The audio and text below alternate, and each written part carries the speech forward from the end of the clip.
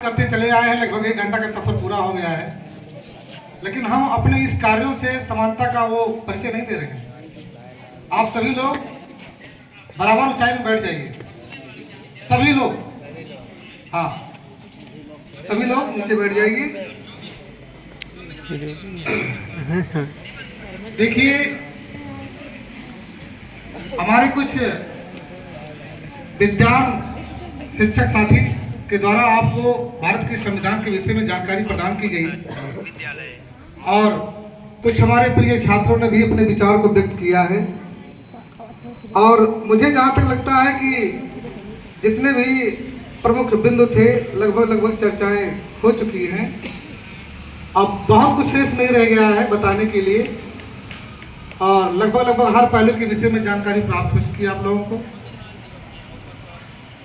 कुछ चीज़ों को लेकर हम भी कहना चाहते हैं आप लोगों से, जो मेरा अपना प्रश्न है और मेरा अपना ही जवाब है। खासकर 9th से 12th के छात्रों के लिए ये किशोरावस्था है, आप सभी जानते हैं, और आपके अंदर वो सारे जज्बे हैं, वो सारी ताकत है जिससे आप कुछ भी कर सकते हैं। आवाज नहीं। अभी एक छात्र इंटर का लड़का आया, उसने अपने विचार को व्यक्त किया। सेंटेंस कोई भी रहे हो, हमें भावनाओं पर ध्यान देना है।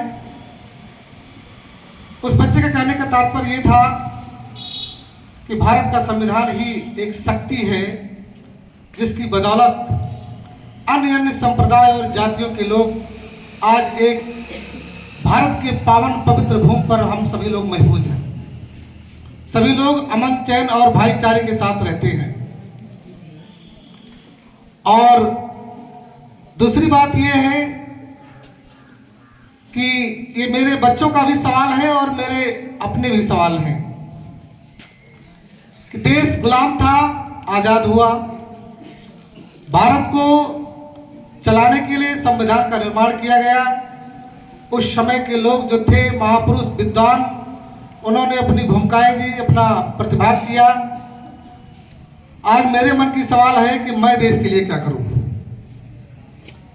आज ना मेरा देश गुलाम है और ना मेरे देश को किसी संविधान की आवश्यकता है। आखिर मैं क्या कर सकता हूं अपने देश के लिए और अपने देश के संविधान के लिए? ये हर छोटे बच्चे का सवाल है। प्यारे बच्चों, मैं आपको इस मंच से बताना चाहूंगा कि हमारे आपके पास सबसे बड़ी जिम्मेदारी है। सबसे बड़ी जिम्मेदारी ये है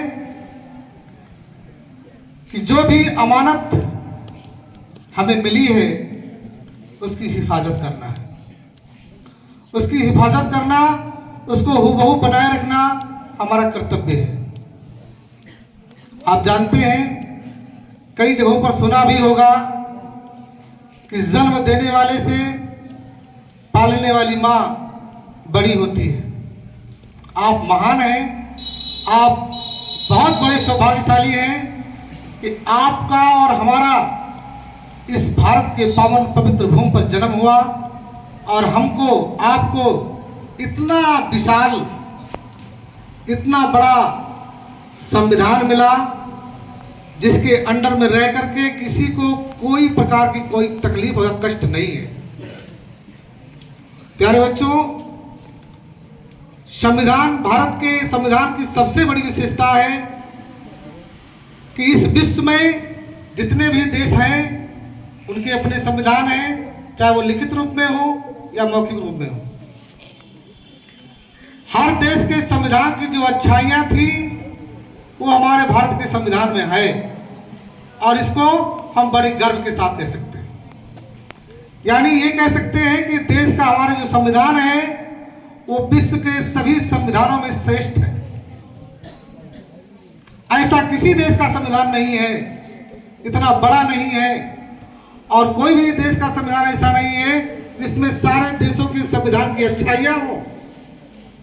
तो हमारे देश में सभी संविधान, सभी देश के संविधान की अच्छाइयां हैं। ये हमारे भारत के संविधान की सबसे बड़ी खासियत है। प्यारे बच्चों, एक चीज मैं और बताना चाहूंगा, समानता। कुछ बच्चों से मैंने जिक्र किया था इंटर के बच्चों को पढ़ाते समय, और संयोग कुछ ऐसा है कि वो टॉपिक भी बाबा साहब भीमराव अम्बेडकर के ही थे। हमारे कल्पना का आदर्श समाज, कक्षा 12 के छात्र जानते हैं। उसमें एक शब्द आया था समता। समानता की चर्चा हम आप अक्सर करते हैं और समानता का व्यवहार भी करते हैं या कोशिश करते हैं करने का, लेकिन समता जो शब्द है वो हमसे छूट जाती है। तो आप सभी लोग आज समता के विषय में भी जान लें कि समानता क्या है और समता क्या है। प्यारे बच्चों, मैंने अभी तुरंत कहा आपसे कि जो विशेषता हमारे भारत के संविधान में है वो किसी देश के संविधान में नहीं है। जो खासियत है वो किसी देश के संविधान में नहीं है। प्यारे बच्चों, समानता का मतलब होता है सभी को समान अधिकार व कर्तव्य। जैसे आप लोग यहाँ बैठे हैं तो सभी लोगों को जो भी व्यवस्थाएं विद्यालय के द्वारा दी जाती हैं समान रूप से दी जाती हैं। किसी के साथ कोई भेदभाव नहीं किया जाता है, किसी के साथ कोई दुर्व्यवहार नहीं होता है।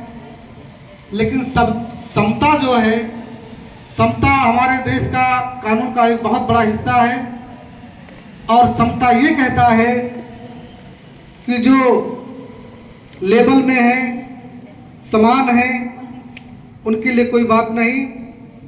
समता हमें ये अधिकार देता है कि जो लोग समाज की मुख्य धारा से पीछे हैं, जो सभी लोगों के साथ नहीं है, पीछे हैं, चाहे वो आर्थिक क्षेत्र हो, सामाजिक क्षेत्र हो या कोई भी हो, पीछे हैं, उनको थोड़ा अधिक सहयोग और सहायता की जा सकता है।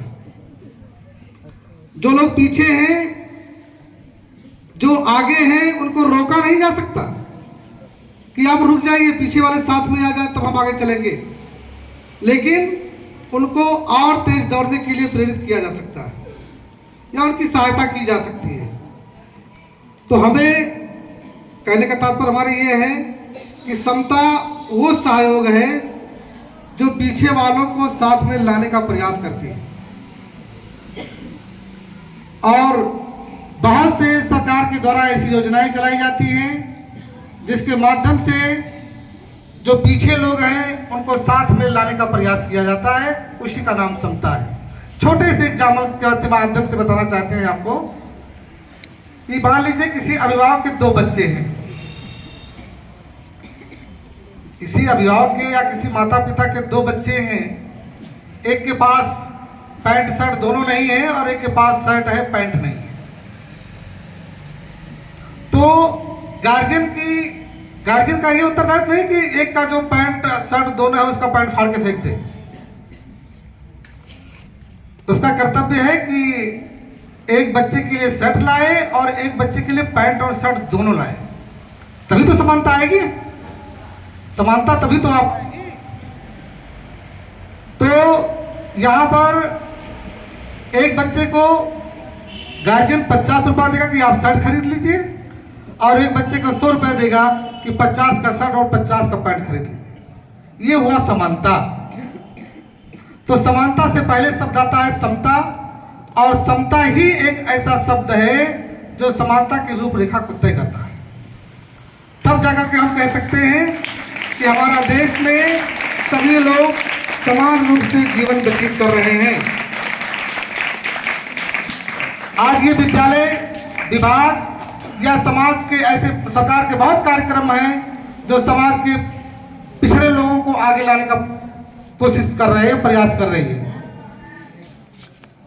आप जानते हैं कि इस विद्यालय में जो समर्थवान अभिभावक हैं, जिनके पास पैसे हैं, दौलतमंद हैं, सरकार कहती है कि उनके बच्चों को नहीं, गरीब बच्चों को लीजिए, जो अपने बच्चों को एजुकेशन के लिए, पढ़ाई के लिए पैसे खर्च नहीं कर सकते, उनके पास नहीं है। तो इन बच्चों को लेकर के हम पढ़ाएंगे और इनको उनके साथ में जोड़ेंगे जो कॉन्वेंट स्कूल में 2500, 3000, 3500, 4500 रुपया फीस देकर के पढ़ाई कर रहे हैं। और जब ये बच्चे उनके लेवल में आ जाएंगे तब वहां से शुरू होगी समानता। अभी तो हम लोग समता में चल रहे हैं, समता पूरी होगी, जहां पर समता का कार्य खत्म होगा वहीं से समानता शुरू होगी। तो आप सभी विद्यार्थी हैं, आप सभी लोग मेहनत से अपने कार्य को पूरा करिए। भारत की सेवा, भारत के संविधान की सुरक्षा इसी बात से तय होती है कि आप कितनी ईमानदारी और निष्ठा के साथ अपने कार्य को पूरा करते हैं।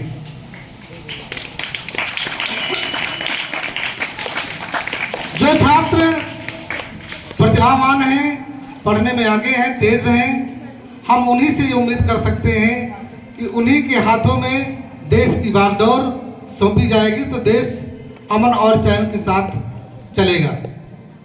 तो आप सभी लोग इस लायक बनिए, पढ़िए, पढ़ाई कीजिए और उस बुलंदी पर पहुंचिए कि आपसे भी भारत की जनता कुछ उम्मीद रखे।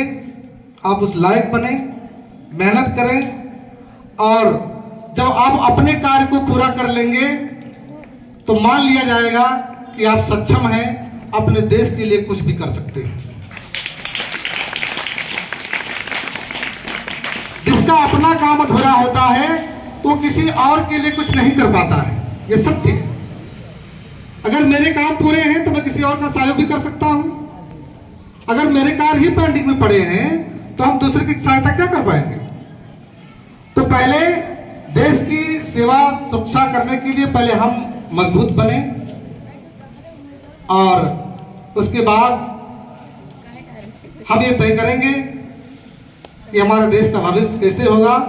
और आप सभी जो बच्चे हैं, विद्यार्थी लाइफ में जी रहे हैं, और आप लोग कोशिश करिए कि आने वाले समय में आप ही इसके मुखिया होंगे, प्रधानमंत्री होंगे, मुख्यमंत्री होंगे, आला ऑफिसर होंगे। आप ही के हाथों में देश की कमान रहेगी और आप उसे सही दिशा में ले जाएंगे, ये हम आपसे उम्मीद करते हैं। तो समय काफी हो गया है और ये सभा चाहती है कि 3:30 बजे तक मामला समेट दिया जाए कार्यक्रम को। और फिर से एक बार आप सभी को भारतीय संविधान दिवस की ढेर सारी शुभकामनाएं। आप सभी लोग अपने कर्तव्य पर, देखिए संविधान में कर्तव्य और अधिकार दोनों दिए गए हैं, हमें अधिकार से ज्यादा कर्तव्य पर ध्यान देना है। तो अपने कर्तव्य का पालन करते हुए, नित्य परिश्रम करते हुए हमें अपने लक्ष्य की तरफ निरंतर बढ़ना है और अपने भारत का भविष्य और अपना भविष्य उज्जवल बनाना है। इसी के साथ आप सभी को ढेर सारी शुभकामनाएं भारतीय संविधान दिवस की, और आपका भविष्य उज्जवल हो, ईश्वर की कामना है। जय हिंद, जय भारत।